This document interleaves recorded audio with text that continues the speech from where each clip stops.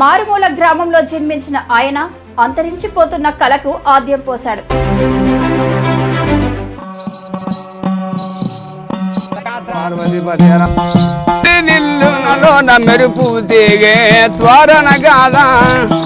బుర్ర వీణ ఇతిహాసాల కథలతో తన కళను ప్రదర్శిస్తూ గ్రామీణ ప్రాంతాల ఆచారాలకు జీవం పోస్తూ దేశంలోని అత్యున్నత పురస్కారానికి ఎంపికయ్యాడు.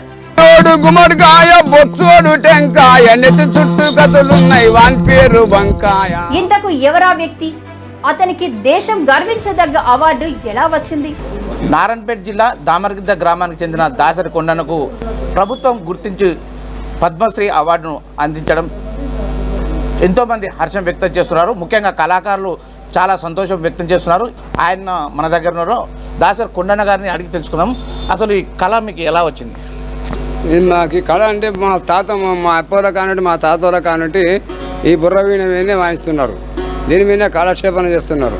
దీని మీద జ్ఞానతత్వాలు, కొన్ని ఆత్మతత్వాలు, కొన్ని ఆటపాటలు, ఇటువంటి సంగీతము నేర్చుకొని వాళ్ళ కాలక్షేపణ చేసినారు. మాకు కూడా ఈ పొదటికి దీని మీదనే నేర్చినాము. బుర్ర వీణే నేర్చున్నాము. గజల కడతాము, కొడుతున్నాము. ఇది బుర్ర వీణే. ఆ పేరు బుర్ర వీణ దాసరి కొండప్ప, ఒలిగ దాసరి కొండప్ప అంటారు.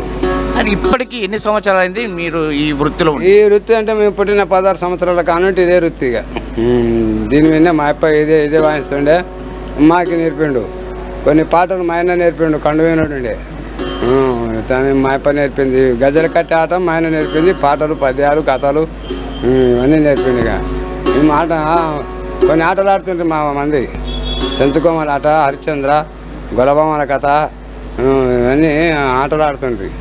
ఇప్పుడు ఎవరు మా పిల్లలు నేర్వరు, ఆడరు. ఈ కాలానికి మేము ఇట్లే ఇక ప్రోగ్రాములకు పెద్దోళ్ళు పిలుస్తారు.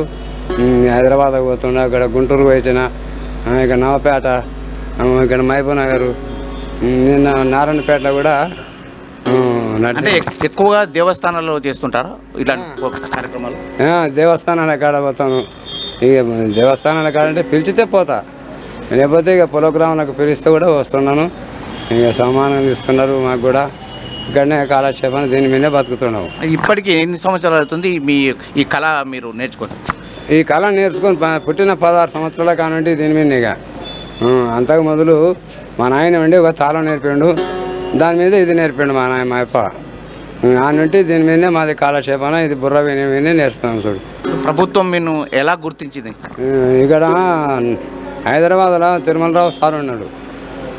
అతనే గుర్తించి కొన్ని ఎక్కడనో ఇది ఫోన్లలో పాటలు పోయినవి మా సంగీతం అది చూసుకొని దాన్ని బయటకు తీసిండు. ఇక మనజ మేడము, తిరుమలరావు సారు. నీకు ఇష్టమైన వాయిద్యం ఒకటి? ఇదే వాయిద్యం. మేము ఇంకా ఆ వాయిద్యం వాయిస్తాము. ఇక దీని మీదనే ఇది తప్ప ఇక మాకు ఆ వాయిద్యం అంటే మాకు కనిపించలే మంచిగా. ఇది కాయ చిన్నగా ఉండదు, శబ్దం తక్కువ వస్తుండదు. కాయ పలిగిపోయింది, ఏదో ఒకటి చిన్నదని ఎక్కించిన అట్లే నడుపుతుండే. ఇక ఈ వృత్తిలో నువ్వు తప్ప ఇంకా మీ ఇంటి వాళ్ళు ఎవరు ఉన్నారు? ఇక ఎవరు లేరు. ఇక మా ఇంట్లో నాకు కొడుకున్నాడు, కానీ నేర్వలేదు. ఇప్పుడు పిల్లగాడు ఉన్నాడు, నా మనవాడు.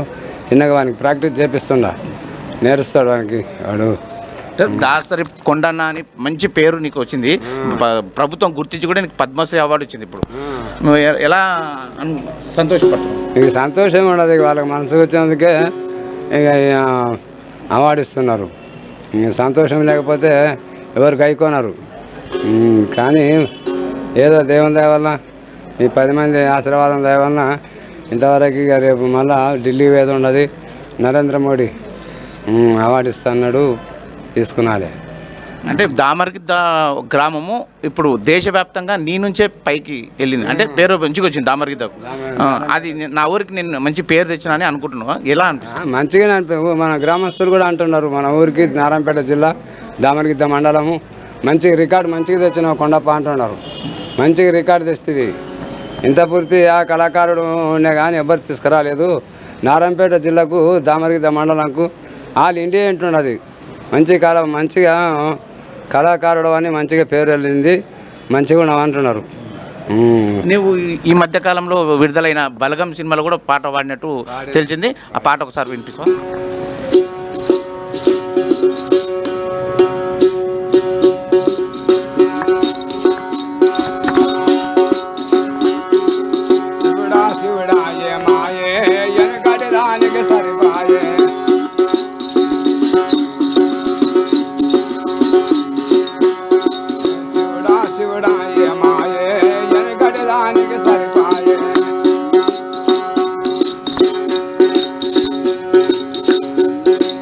పాలు కన్నులది బర్రుండే బర్రెకు తగదున పోతుండే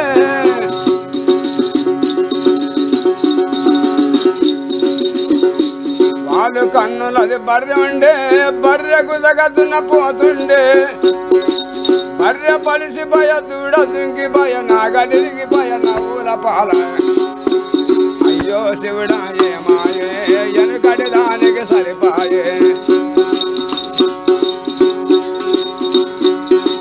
అయ్యో శివుడా ఏమాయే ఎనుకటి దానికి సరిపాయే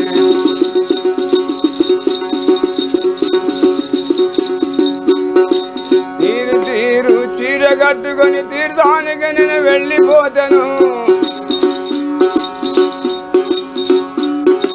తీరు తీరు చీర కట్టుకొని తీర్థానికి నేను వెళ్ళిపోతాను ఊరికొక్క చీర ఊడిపోయ నడి బాధలో నవ్వుల పారాయే అయ్యో శివుడా ఏమాయే ఎనుకటి దానికి సరిపాయే అయ్యో శివుడా ఏమాయే ఎనుకటి దానికి సరిపాయే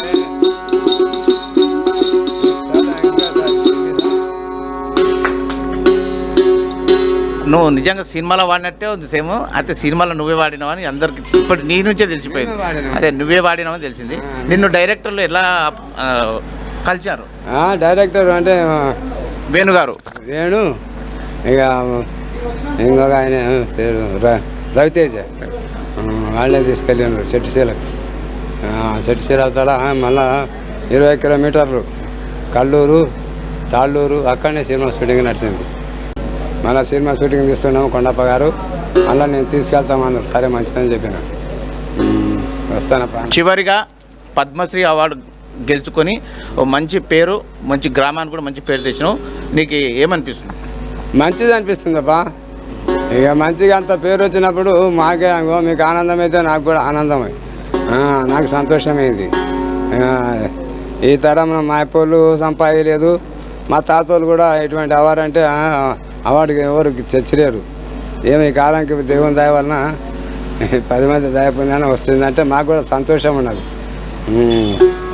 ఓకే, మీది ఏమైనా దాసరి కొండన్న ఉమ్మడి మహబూబ్నగర్ జిల్లాకే కాదు, దామరగిద్ద గ్రామానికి కాదు, తెలంగాణ రాష్ట్రానికి కూడా మంచి పేరు సాధించాడని గర్వంగా చెప్పుకోవచ్చు.